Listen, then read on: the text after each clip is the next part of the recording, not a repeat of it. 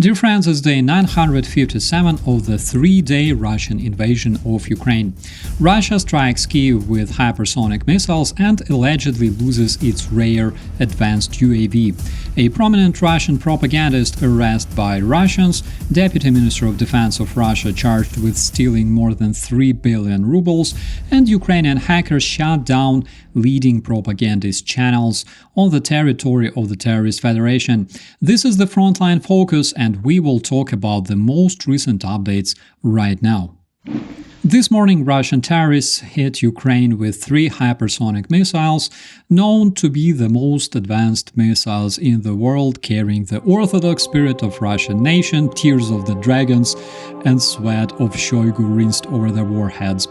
2 of those wonder weapons were successfully intercepted over Kyiv.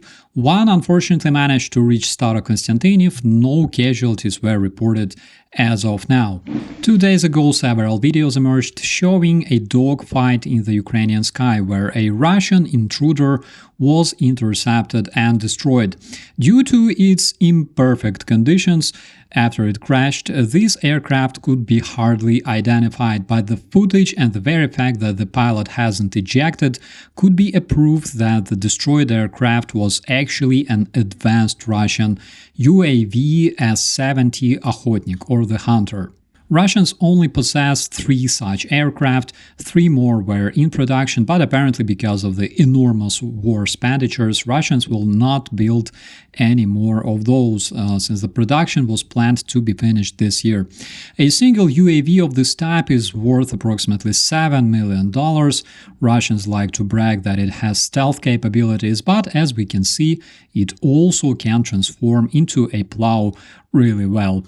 To me, it looks like a good catch for the Ukrainian Air Force. Despite being unmanned, this aircraft is used for high-risk operations, such as dropping gliding bombs at the Ukrainian cities protected with active air defense. On the other hand, if this was an Su-24 or Su-35, it's even better because at least one Russian pilot became a better person. A true drama took place in Russia, where prominent Russian propagandist and criminal Yegor Guzenko, also known as 13th on his Telegram channel, was detained by the Russian cops. Here's the story. At the beginning of the Russian invasion of Ukraine, this individual that was wanted for several crimes in Russia voluntarily went to Ukraine.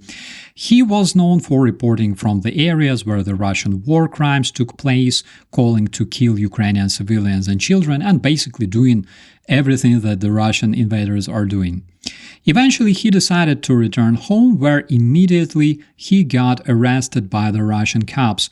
One policeman is reported to have injuries, which means that Yegor Guzenko is risking of spending at least 10 years behind the bars in the Russian prison. There's 2 funny facts. Russia is known for recruiting convicted criminals to fight in Ukraine, not arresting them when they return. It goes completely against the Russian agenda.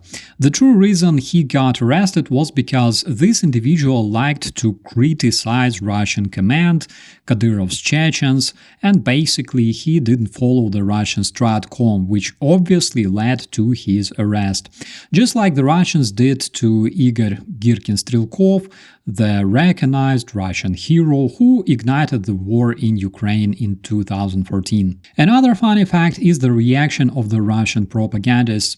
Several channels, including Kadyrovites, endorsed Russian police because they care about their colleagues so much. Former Russian Deputy Minister of Defense General Timur Ivanov, that was arrested in April this year, got charged with stealing more than 3 billion Russian rubles and laundering money on buying ferries for the Kerch Strait.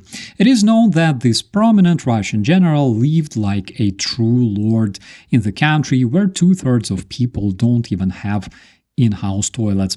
He lived in a historical mansion of Anna von Beck, where back in the days classic Russian writer Mikhail Bulgakov wrote his famous novel Master and Margaret. However, Bulgakov only managed to rent 2 small rooms in the basement because it was damn expensive. According to the Russian sources, the general's case can actually result in Shoigu being fired, which is actually bad news because there's no better ally for Ukraine than the Russian corruption. I also sincerely don't understand why do Russians arrest corrupted people in the country where corruption is considered a feature. This is beyond me. No matter what the Russian propagandists are saying, Russia keeps being the most corrupted country in Europe according to Transparency.org. You may wanna check it out. However, the Russian propagandists are generally having hard time nowadays.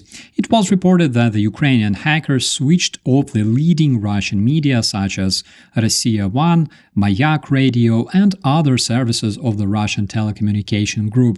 According to the Russian Gazeta.ru, poor propagandists lost internet, internal communication, and all their data. The only way the Russian citizens can consume their favorite disinformation is via good old television, where these channels are still available.